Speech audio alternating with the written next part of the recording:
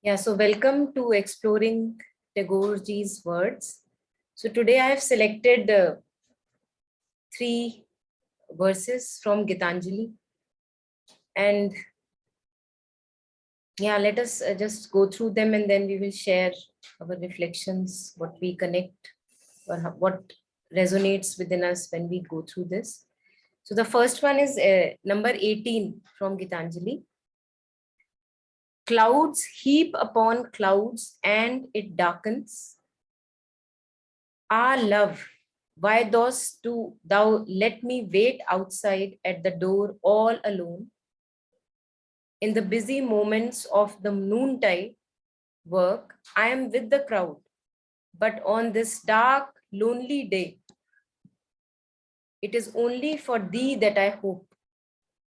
If thou showest me not thy face, if thou leavest me wholly aside, I know not how I am to pass these long rainy hours. I keep gazing on the far away gloom of the sky, and my heart wanders wailing with the restless wind. So when I just went through it, could connect a lot with the lines, and I thought it would be nice if we take this up. So yeah, let us take a pause and we'll share our reflections. Whoever feels ready, we can start.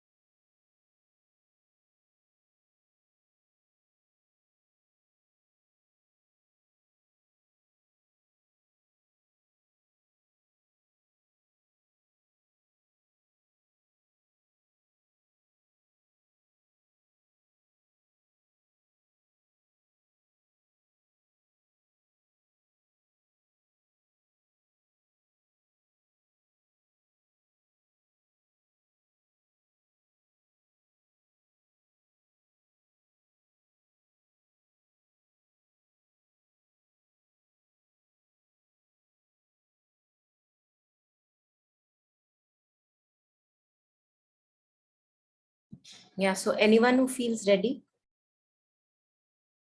if there are few lines or the whole of it, anything that resonates, or if you can connect it with your own personal experiences.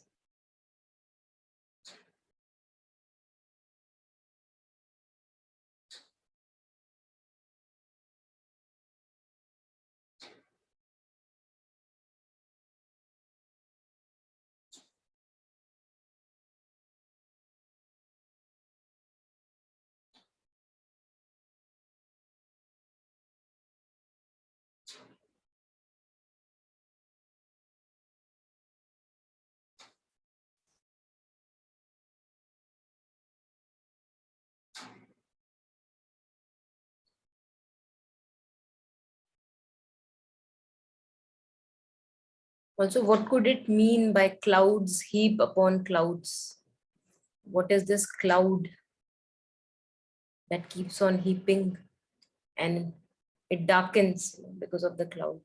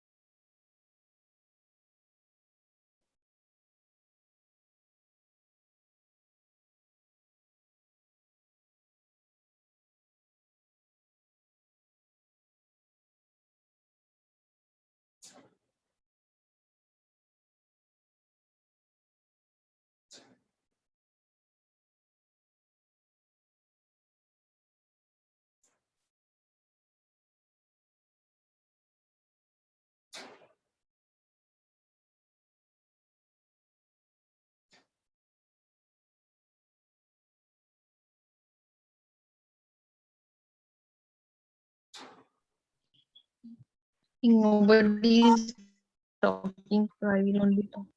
So I think the cloud is uh, cloud can be anything which is related to ignorance. I think of Tagore has come. I mean, in many other songs also he has talked about this cloud, like Moho Meghe. Moho Meghe is uh, in that worldly desire, that is also cloud. Moho, moh, uh, uh, Moh, attachment. Yeah. attachment. Yeah, yeah. So there's this song which is about, why can't I see you all the time? Uh, why do I see you only sometimes, and why can't I see you all the time? And then there is this one line which says that in my cloud of moh, I'm unable to see you. Uh, and I think here it is also the fact that the metaphor of a cloudy day is something which we all can relate to, probably. uh, you know it rains and wind and cloudy day. uh, those are the times, difficult times in our life, I guess, when we need that love or support, and when we feel extremely alone, that there is, how do I overcome this whole thing. And I think that is when we really open up, and we seek something beyond our own limited understanding. I think that is. Yeah, beautiful. Thank you so much, Ashpriya. Yeah. I think it's easier said than done, especially Yeah. in those times when the clouds are there, you are actually overthinking about something or the other. Attachment is there. Hmm. Attachment, ignorance comes, and uh, or one can say because of ignorance, attachment happens. I think they are so connected, and it's easier to say be in the present moment, but when one is in that darkness, Hmm.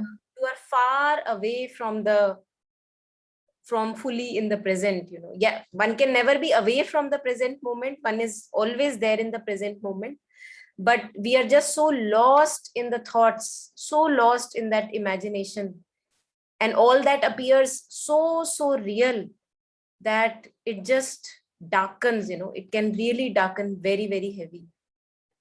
Yeah. Yeah.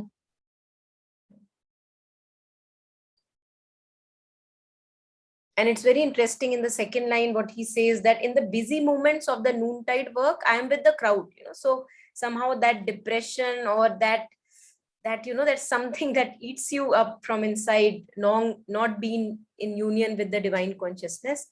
In the crowd it feels okay, but when we are lonely, when we are all by ourselves, and many a times it can happen that you are with the crowd and yet that eats you up, that keeps on. Yeah. Yeah.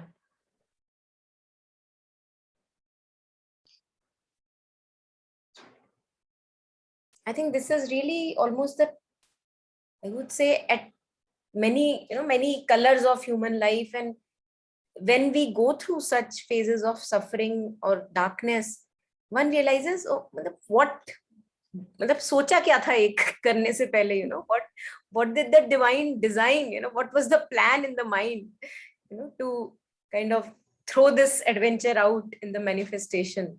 It can Yeah. become very hard, very hard. And that there is a point when we feel really that despair, that ये क्या हो रहा है, मतलब nothing is really working, or nothing is getting better, or क्यों हुआ, then क्यों हुआ, why with me, all of those things. Yes. And somehow we, in the mental domain, we would never be able to, I feel, that we will never be able to connect the dots fully. Why Yeah. it happened, why I had to say that, why that person said that, why all this drama had to happen. So somehow we try to connect dots, but they never get fully connected because there are so many hidden forces at play that we never really have the full view of why the thing happened in the way it had to happen. But it happened, that it's just in front of us that it happened.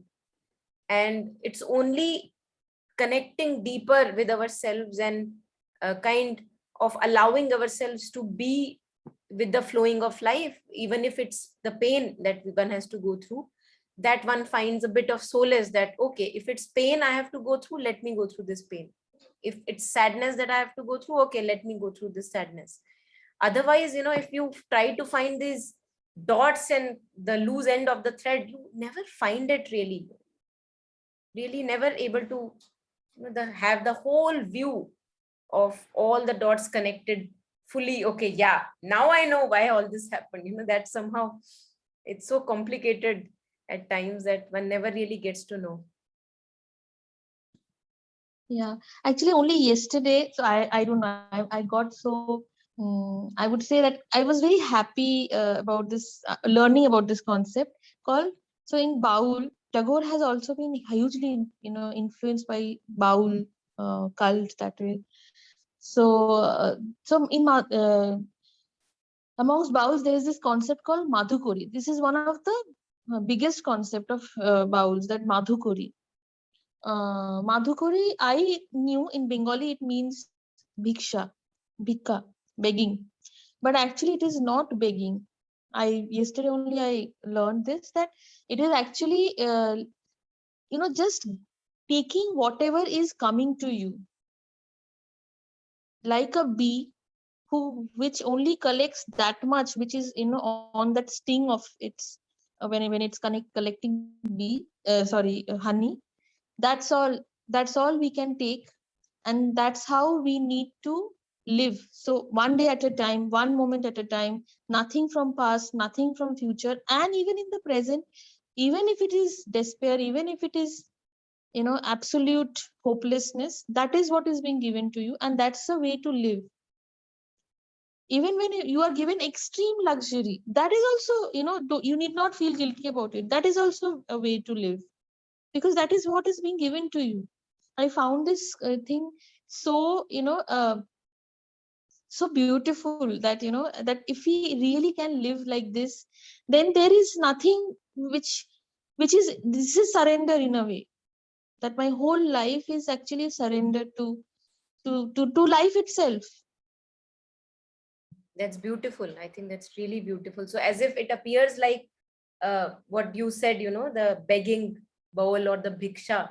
So as if we are, whatever comes is a prasad of the divine. Prasad. Yes, yes. And if it's sadness, okay, I go through sadness, take it as a gift, as a prasad. If it's luxury, as you said, happiness, pleasure, whatever, I take it as a prasad and live through it, go through it. That's beautiful, beautiful, beautiful. And hence bowels do not actually, they are, so this was a discussion against the fact that how do bowels survive in today's world, because it's now it's the world, the reality is it's a market, right? So how do we survive? So then that person said that we are not against, bowels are not against anything, because we are always receiving. We are not rebels that way. Our everything is included. Our inclusion is so big that we are so big, we want to have uh, that kind of life where everything is included. Not life, I would say, understanding of life, not really life, an understanding of life where everything is included, including the fact that it's consumerism which reigns today. That's beautiful. I think that's what we call as the widening of consciousness, that everything that is happening for one or the other reason, and what we do in our ego consciousness, what we do is we resist, if something is happening, if pain is happening, so I resist the pain. I think that brings more suffering. Yes, absolutely. Yeah. And in every moment, if we feel that, oh, why is this happening, then no moment you're actually living. Mm. Even that pain, you're hardly going through it. You're just, trying to run away from it, Mm. which is what I think is makes it worse for all of us. That, we always want to run away from pain and suffering, as if, as if it's not part of life. Yeah. That is also a part of life. So this inclusion that they talk about, that I belong to society and society belongs to me. That is what bowls are supposed to do. And then the fact that, so the discussion was about how to, make bowls live in this world, because it's dying in a way. Um, so so he said that it might survive because the songs are, might survive in a way because it's urbanized now and all of those things. But the fact that baul is actually a livelihood, the way you live life, Mm. it's not just about songs. So that is going away. Sadhaks are going away, the musicians are still there. Okay, okay. I understand that. Yeah. Interesting. Very interesting. It's a way of being. Way It's of being, exactly. mm, interesting. I think that's where the purity that was there earlier in, maybe I think something new has to come. That's why this has to go away. Maybe Yeah. because we Yeah, don't and know also, the workings. Yeah. yeah, and maybe in a different form it will still come, because the sincerity part is, again, once again, that, here it's about the sincerity part, that just want to sing a song. And it's nobody's fault. So he was saying that the Baul sons are now, they are trying to have a shop, or, open a, you know all of those things. They don't want to become a Baul, and which is also fair in a way, because that's how it is. So Yeah. maybe out of this chaos something will evolve. Definitely. Definitely. Definitely. I think Sri Aurobindo and Mother also talk about this changing of, like ethics and morality. For example, if we see uh, teenagers now, earlier, we used to, parents or caretakers used to put more morality and ethics, all that into our being while we were children. But now we see teenagers and other people, they're just ready to kind of, be really revolting, if I can say that, no morality, no ethics. And even we see the gender thing, that male and female, that is also dissolving now. Gays are coming together, lesbian peoples are coming together. So Yeah. according to Mother and Sri Aurobindo, this is actually, it's kind of a bit of a chaotic phase, but it's Mm. actually leading to even the emergence of fullness of soul. How? Because the soul actually has no gender. Mm. Only bodies have gender. So it's almost that kind of a rebellion, that if I am trapped in a body which is manly, and Mm. I actually am not, the soul is not bound to that manly gender only. So Mm. it's Mm. that kind of a revolt in process, that something new is to happen. And then Mm. the revolt at the level of morality, ethics. Mm. There Mm. also, Mother and Sri Aurobindo say that reason was the guide of mankind so far, but now reason has to give way to the psychic being, the emergence of the soul. Mm. So Mm. now the morality and ethics slowly have to wash away, so that the Mm. king, which is the center of the being, the soul, Mm. that can take charge. And in front of that, even reason has no value. So, Mm. in between, we go through this chaotic phase where I'm pushing away reason also. I'm Mm. following my vital impulses, instincts, and all these greed and all these desires. So it's a middle phase where everything appears to be in chaos. And Mm. this has been in chaos for a long time. It's not just now, it has been in chaos for a long time. If we look at what's happening in the world at a global level, you know Yeah. yeah, it's Yeah, and really. I think that now a lot of yearning is also there, that, people have started recognizing that, oh, this is not it. There is something, I'm not too sure if this is how life should be lived. This is what is happening with a lot of people. Yes. And, I've seen it across, a lot of people, that, they talk about this fact that I'm not too sure that this is the way to live. Like, for example, liberalism is what used to be the, the currency. But now people are not really happy with that liberalism. Yeah. Now people are actually want to go back to community, in a big way. Yeah. I think community is becoming very important. Yeah. Okay. And that You're day I right. was listening to, maybe Dr. Alok Pandey, I don't know who was the speaker. So he said that we see now the emergence of so dissolution of family system. For example, earlier we used to be really bonded in family. Mm, You know. mm, If I am in blood relation with someone, I used to stay with them mm, forever, mm, as long as mm, I have life. But mm. now we see people connecting more at the soul level, heart Yeah, to heart relationships. yeah, And so true. even if I may have a blood family, but if I don't really totally connect with them at the soul level, that's okay. I don't have to keep myself tied to that family. Mm, So we see so many changes happening, yeah, at many yeah. levels. Yeah, great. Yeah, anyone else who wants to add anything, any personal reflection?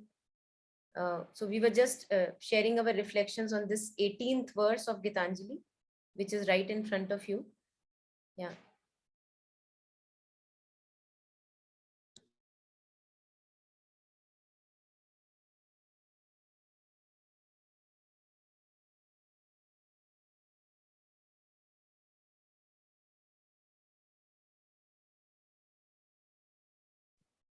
And also this quality of cloud.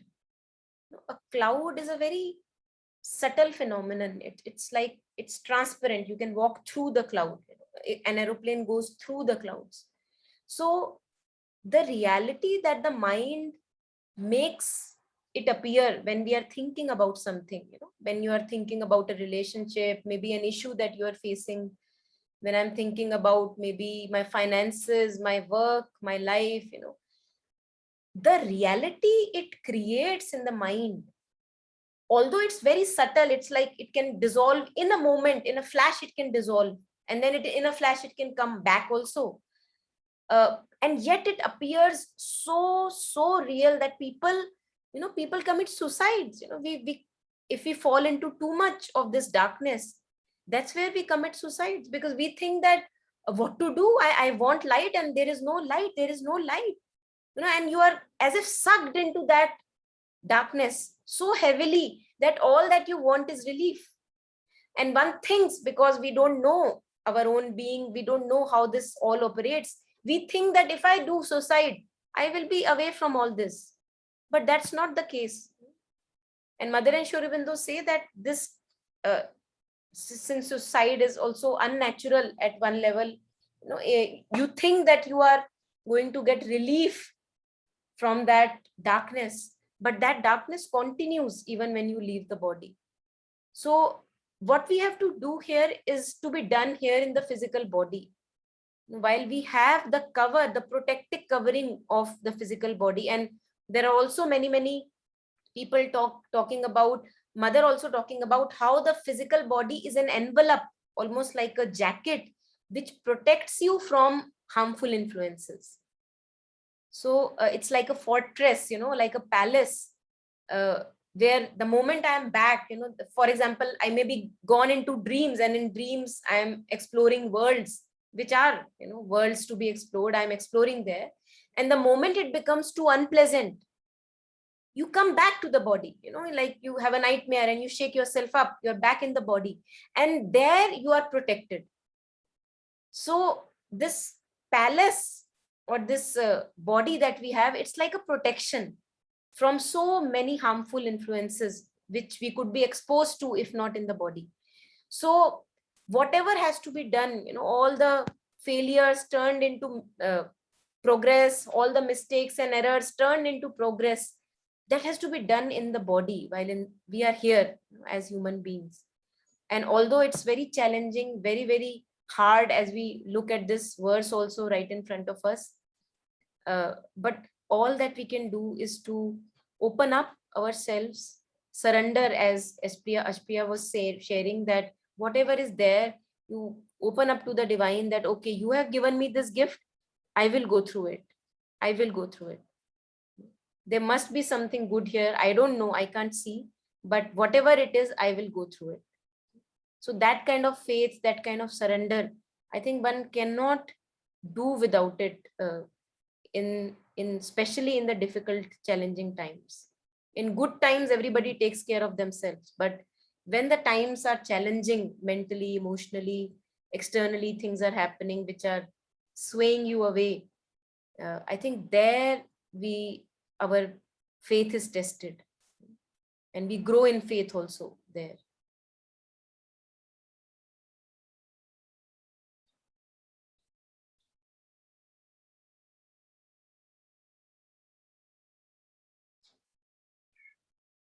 Yeah, so anything more on this one? 18th verse, any more reflections on this?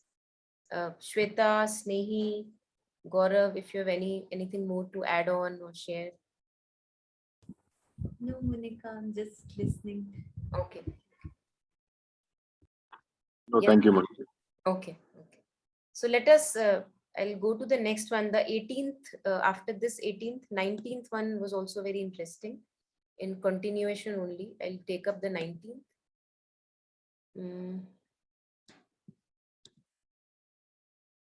Yeah. So I'll just read it out and then we'll share our reflections after a pause. If thou speakest not, I will fill my heart with thy silence and endure it. I will keep still and wait like the night with starry vigil and its head bent low with patience. The morning will surely come, the darkness will vanish, and thy voice pour down in golden streams, breaking through the sky. Then thy words will take wing in songs from every one of my bird's nest, and thy melodies will break forth in flowers in all my forest groves. So that's 19th. Let us take a pause and then share our reflections.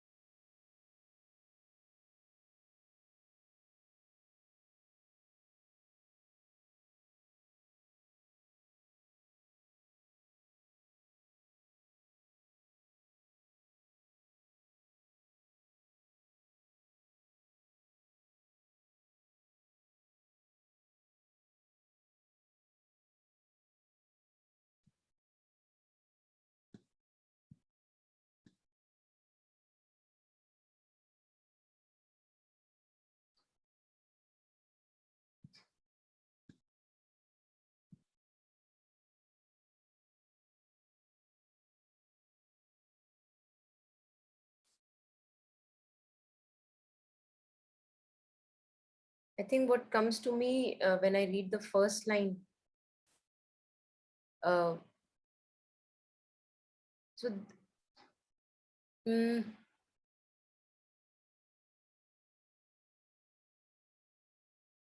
no, we want things to happen in our way, in such as the life that we live. We have certain ideas, beliefs in ourselves, and we think that if this happens this way, then it will be nice. And most often than not, things do not happen that way. And there is our patience tested, that things are not happening your way as you would prefer or like. Now what? How would you go about it? And all that we crave for in those moments is peace, because the mind is so restless, the being is so restless because what we want is not happening. So we have restlessness in the being, it's like the life energy going up and down, up and down. And how do I find rest? How do I find rest? So I think it is so beautiful and also very, very challenging when it comes to practical application of it, to fill the heart with silence and to endure it. So as if you want to be in communion with the divine within. Also, it can be said you want answers in the external life, but there's nothing that you can grasp or hold on to. Now, what to do? What to do? All that you want or seek is peace. In those moments of restlessness, to fill our hearts with silence and to endure it, I think this is easier said than done. It requires so much of persistence on this path, so much of persistence. I think it's almost like one has to tame a wild horse, like a very, very good horse with a lot of vitality has gone wild, and one has to tame it down. And Mother and Sri Aurobindo actually talk about calling stillness and peace in the body. I've shared in many, many sessions. I do apply for my own self also, amazing benefits whenever one can do it.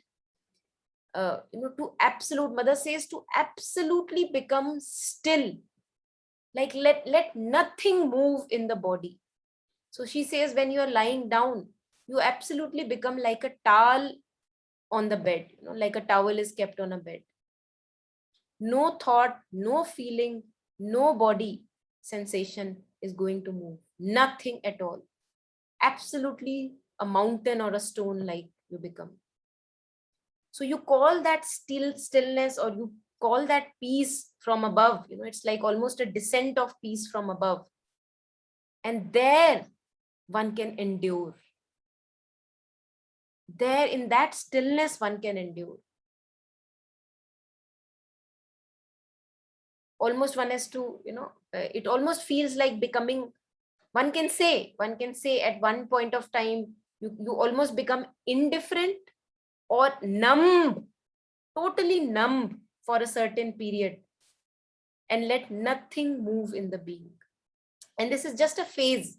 This numbness would be just a phase, because it's a passing phase to bring the restless energies into silence, and stillness. It is required, because otherwise it plays havoc in the being. So I think this is really beautiful. When I read it, it almost came what Mother shares, to become very still in the being. I will keep still and wait. So although you are neither here nor there, it's not like you are fully one with the divine presence, but you are waiting. You're okay. You have a faith also, and you say, okay, this is my gift, as Aspriya was saying, like a gift. You receive this restlessness and you endure. You go through it with stillness and patience. I will keep still and wait like this night with starry vigil. Also not falling into dampness, but vigilant. Okay, let me be vigilant in this stillness and peace. And its head bent low with patience. I think this head bending low is beautiful, because this is what happens to us when we receive blows from life. Our head bows down. I think that's the beautiful thing that happens. And then there is this faith and certitude that yes, this is a passing phase. This too shall pass. The darkness will vanish. Thy voice pour down in golden streams, breaking through the sky. So I will experience this continuous communion with the divine presence, coming of the knowledge, coming of the higher wisdom from the realms above the mind. And it will happen. There is a certitude also. There is a hope that yes, you are there, the divine is there, it is looking after me, but I don't know the whereabouts of my life, how it works, in what ways it works. So I will go through it in stillness and in peace. I think that really brings a lot of hope and courage. Yes, Nehi.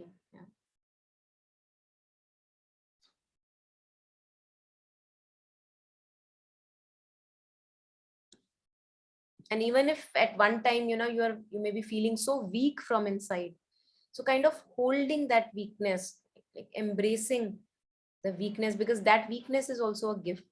That's also a gift.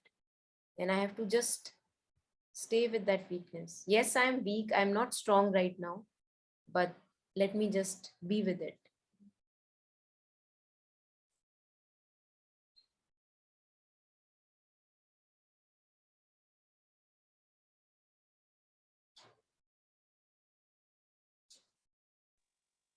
I also feel that when we are with our pain, or whatever difficult times, we don't make it, and we are if we are really with it, we don't make it ugly. We rather turn it into something beautiful. Actually, uh, Tagore himself had immense amount of sorrows in in his life. He has seen deaths like many of us will not even imagine. His I think he was left with only one out of all the kids that he had. He had only one who did not die before him.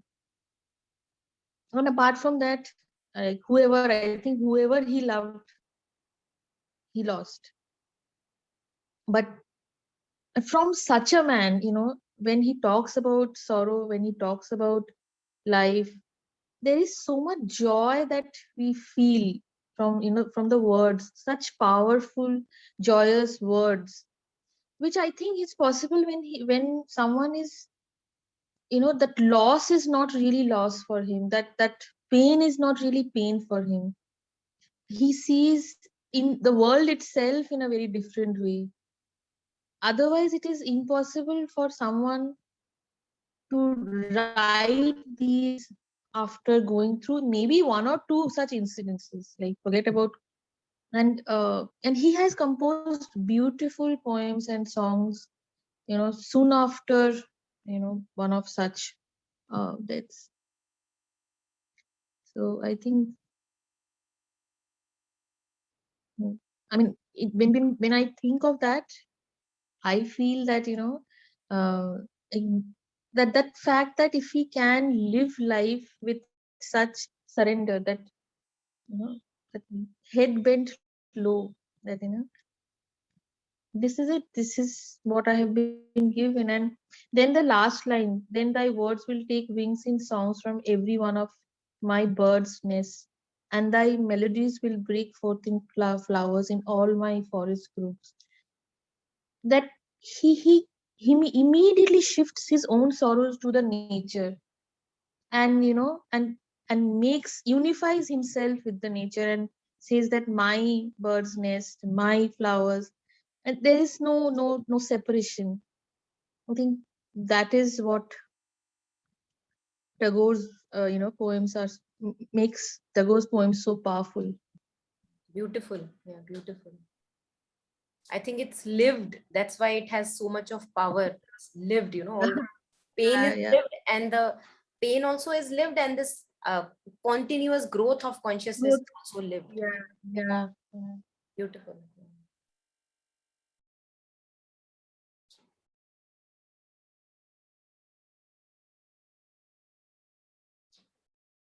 I think we see what you were, mentioning about the nature part. Uh, it's amazing, Alan Watts, those of you who may be aware of him, he also pointed out again and again that uh, it doesn't mean that the body is ending and I am also ending here. And if we look closely, if we go at the quantum level, we see that there is a fluidity, like the body may appear to end, the physical form may appear to end here, but there is a fluidity. If you look closely, like it's a continuum that is there. So we are actually one with all that is, what you were sharing. So, and that's why we derive so much of energy from nature, because we are nature. It's only when we alienate ourselves from nature, that that is something else and I am something else, that we become limited in energy. And the moment we connect with the vastness of mountains, with the the chirping of birds, the beautiful colors of dawn and dusk, you feel immediately an expansion, in you. And why do you feel that expansion if you were not connected? So I think this continuity of our being. And that's why nature is so healing in itself, that clouds, a gush of wind, rain, all that is one with us. But when we alienate ourselves, when we separate ourselves, we are not able to actually feel that oneness, and also not able to receive that energy from the nature, which we continuously lose between our human interactions and other turmoils. So I think this is so beautiful, this continuity of nature, and that human beings are also one with everything, that there is a continuity. And that's why the moment I destroy mountains, I destroy myself.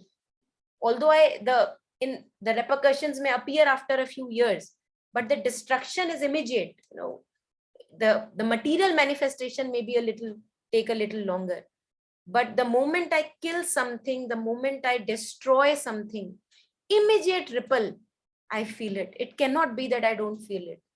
And I think that's where we grow in our sensitivity, that once we recognize this oneness more and more, we see that the less we become able to cause torture on other beings or parts of manifestation.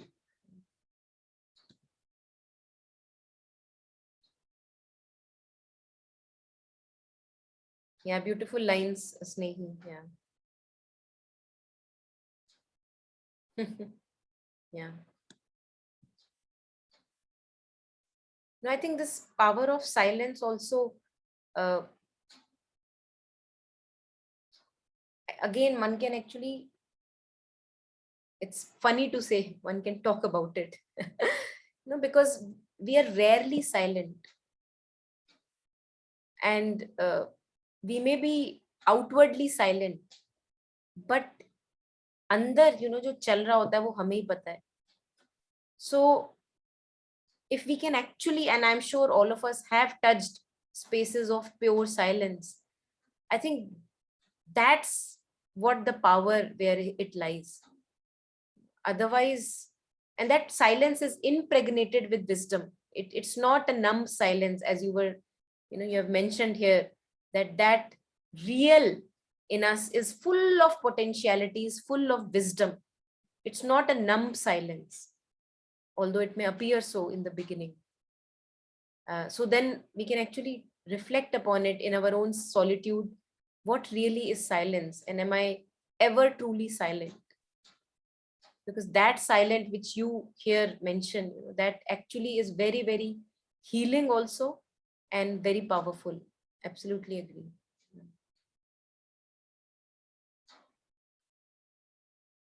And mother, in her prayers and meditations, again and again, she starts with something, maybe something that she's going through, and the disturbance that she sees amongst people and humanity.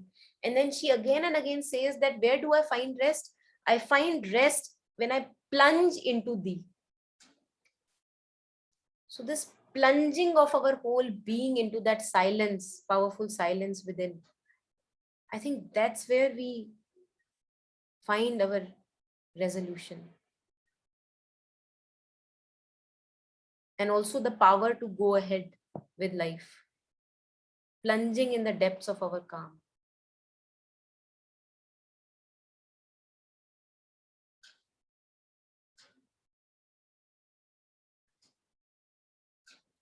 Yeah, anyone else on this?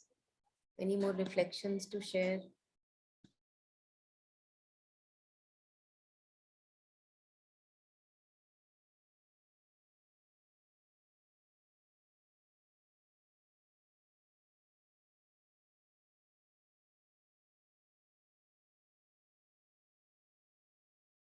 So if not anything, let's take one last 23. Okay, so I think they were I just randomly picked, and somehow they feel connected now that we are talking about it. Let's read through this and then we will share our reflections. Art thou abroad on this stormy night on thy journey of love, my friend?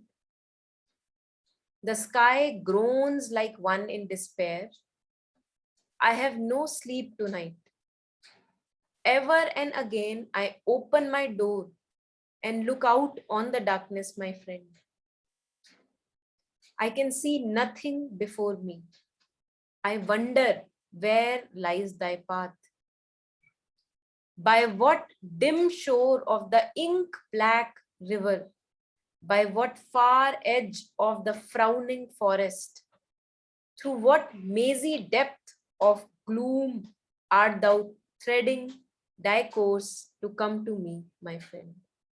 So let us take a pause and share.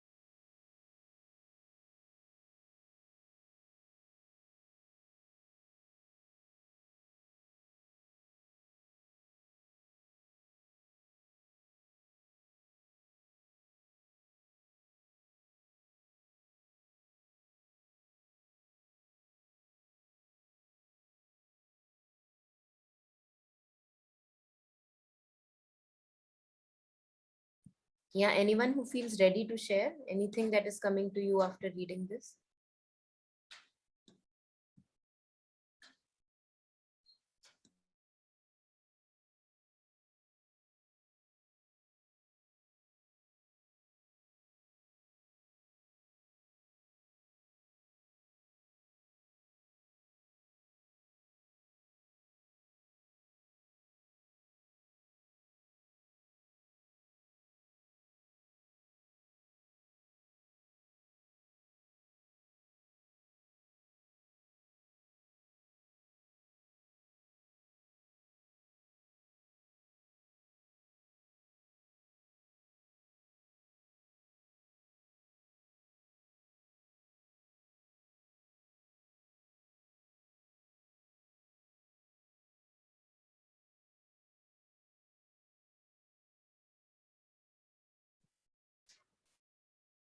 Yes, anyone?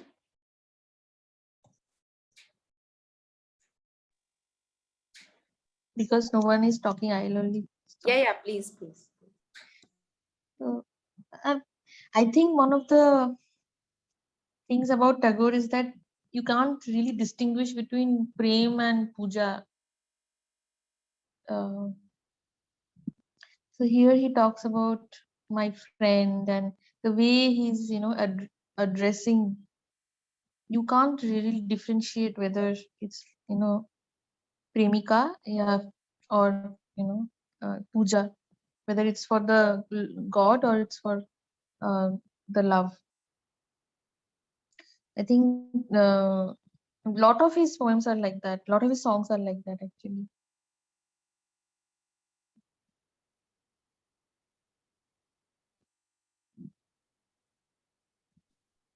I think I can actually much relate to what you're saying here, because many a times it happens in human love also, that you kind of give yourself so much to the other as if the other is the divine. Yeah. And in that we suffer. Actually, we go through suffering because human beings have their own limitations, and it's very, very, I would say it brings us a lot of suffering in that process, because it appears that this is the one you love and this is your soulmate, and you can kind of offer yourself fully to that person, and hence the parting becomes also so difficult. Coming together also is difficult because there are ego clashes. It actually So, Yeah. so Yeah. Tagore, and not just Tagore, I think the whole, once again, the Baul philosophy. So the way they see love, or even Tagore for that matter, it's not about possession. So it's about being in love, and that love, through that love, connecting to God. So Bauls generally have their, they are in couple. So it's, that is a part of their living. And it's always that, it's sadham sangini.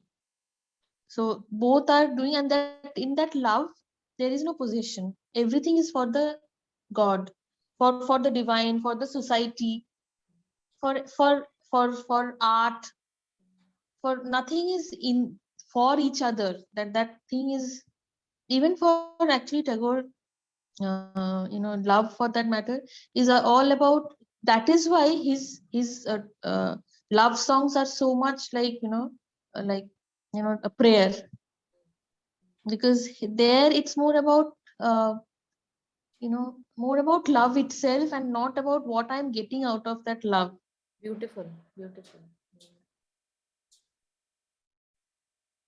Like here, by what dim shore of ink black river, by what far edge of the frowning forest, through what mazy depth of gloom art thou threading thy course to come to me, my friend.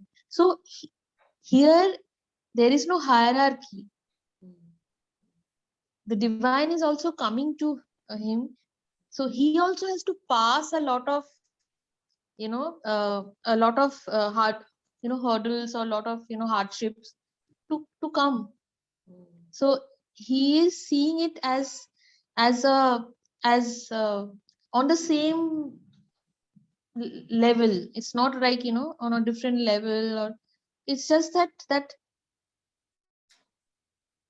craving for union is what is more important than the hierarchy, than the fact that, who is better, who's less. No, it's more about the fact that, when will we be together? Beautiful. Yeah.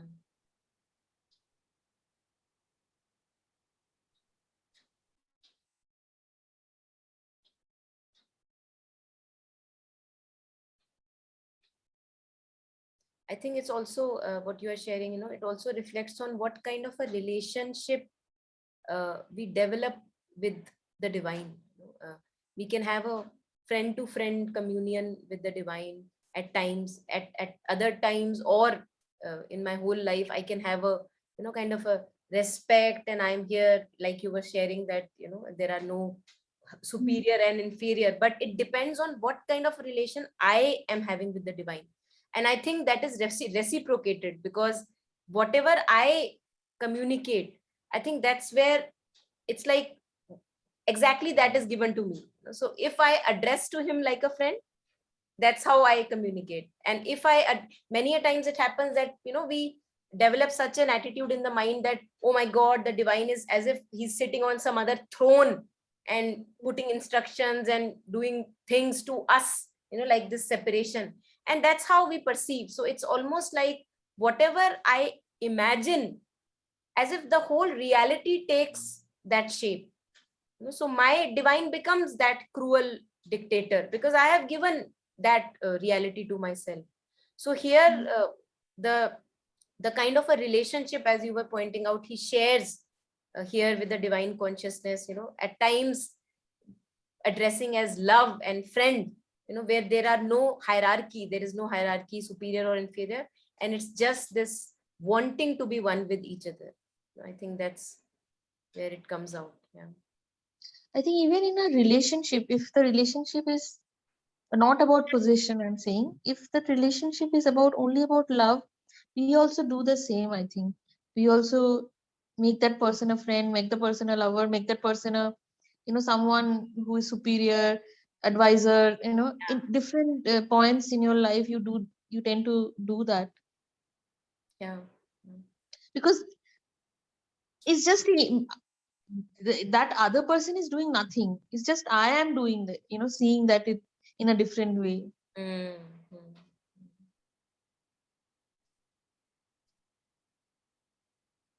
think one thing which I'm realizing in human relationships, especially in also intimate relationships, plus even other, just the human relationships, I think the point where one of the point which I see here is that the complication enters in a relationship is that I make the other person center of my life. I think there things start to go down.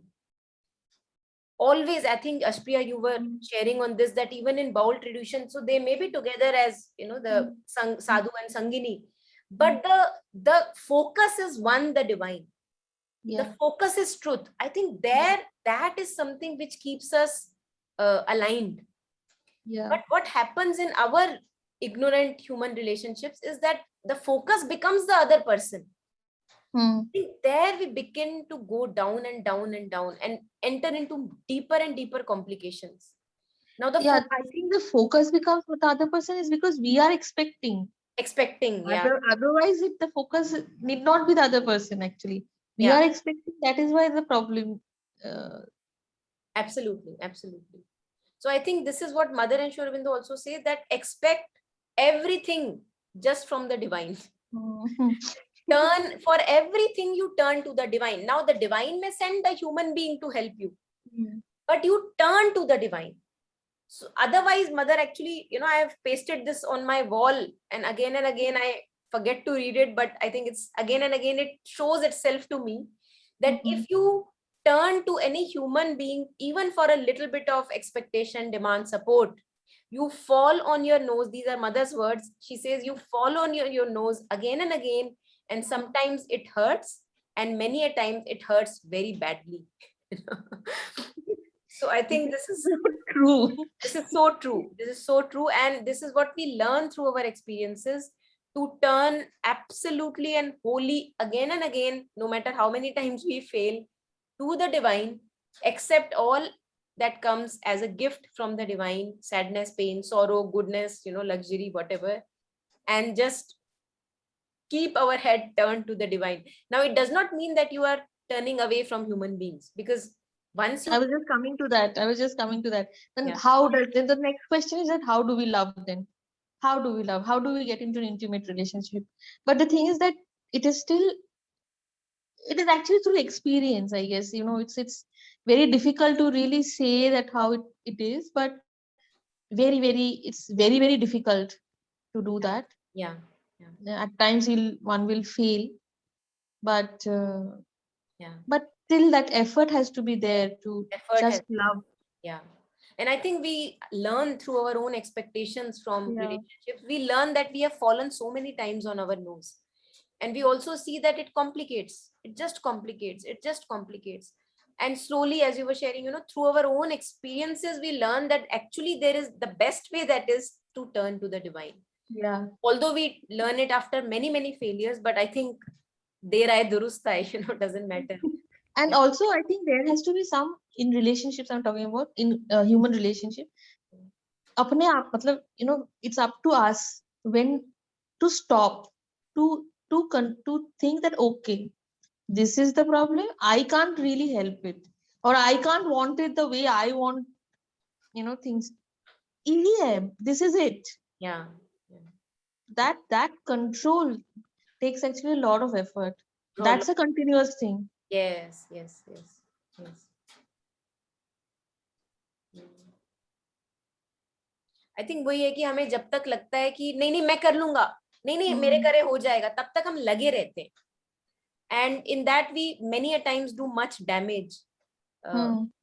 And the moment I see that okay mere kare nahi hoga, you know, this is not happening the way I want to fix this situation, I think that futility of my own efforts when dawns upon us, I think there a little bit of surrender can come in to my life. And it does not mean that I won't be doing anything. It just means that whatever happens, I would be flowing with the moment. Yeah, I think acceptance. Matlab, Hence, one yeah. has to do. One has to still do. Otherwise, I mean, in anything, actually, Tagore also is all about karma. Mm. Doing. He talks about doing, belonging to the world. He does not talk about not living in the world. There is a song called Jagote Ananda Jogge. So this, as if this world is Ananda Yagna. I don't know what to say. So so basically, then that the whole song is about that. That Jagote Ananda Jogge Amar Nimantron.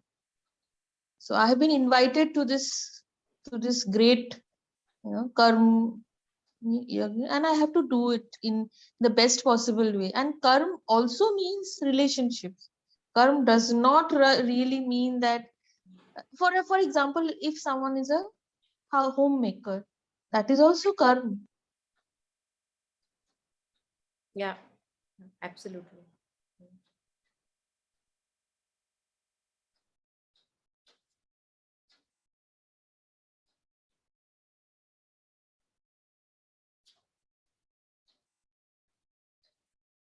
Yeah, so I think let us just to wind up, the last thing I think I left the thread in between, that if I turn to the divine, does it mean that I turn away from human beings? Now that actually cannot be, because if I reflect over what is divine, divine is everywhere, everything is in the divine. So human beings or other creatures or other things are not away from the divine, they are not separate from the divinity. And hence, slowly, as I turn to the divine, there is a possibility that I see every human interaction or other things in my life as an opportunity given to me to progress on this path, to grow wider in my consciousness, to learn my lessons, and to go through them and grow through them. I think that's uh, then when that happens, then everything connects. Like even human relationships are divine. Why? Because I'm learning through them, I'm progressing through them. And progression, and we feel a joy when we are progressing in our own selves. We feel that yes, this was, although this was painful, this was for my good, this was for my good. And many a times it can be really, really painful. It's not easy at all, and yet it's for some higher good that we go through those attachments, and then we detach ourselves and live a life just like a lotus lives in the keychad also, and yet detached from the keychad. But I think it's a long journey. We all have to go through our experiences and yeah, learn through them.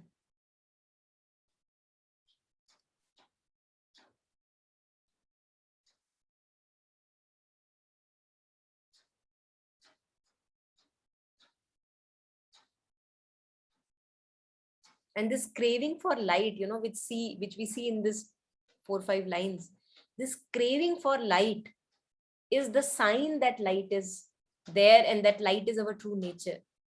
Because why would I crave for light at all? We don't crave for darkness. We don't crave for darkness. What we crave for is light, clarity, wisdom, lightness. Why? Because even in our education, we have studied subjects, we have studied chemistry, physics. We have not studied, somebody has not conditioned me that hey, you must crave for light, you must crave for clarity. It has not been conditioned. I just know that that is my true nature. More clarity, more widening, more growing, expanding in my own being and connection with others also. I think that's something which comes naturally to us. And in the process, we go through all the phases of ignorance, where the darkness is also there, the non-luminosity is also there, ignorance is also lurking behind, attachments are there, suffering is there. And I just have to persist through all that.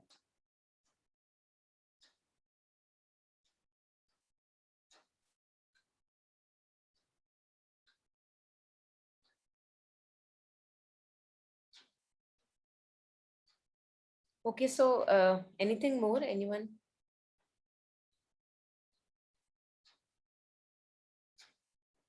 So Gaurav and Shweta have been just kindly, patiently listening today. Yeah, only we spoke. वो होता है ना कोई दिन you just feel like just listening. There's so much to just absorb and take Yeah. in. So I think that state of mind. So very grateful for this session. Yeah. Thank Thank you. you. Thank you too. And thank you, Gaurav and Ashpriya, for sharing reflections, and Thank you. Gaurav for listening very patiently. Shweta and Gaurav. Yeah. Thank you. Okay. Take care. Bye-bye. Yeah, you too. Bye. Bye. Bye. Thank you. Bye.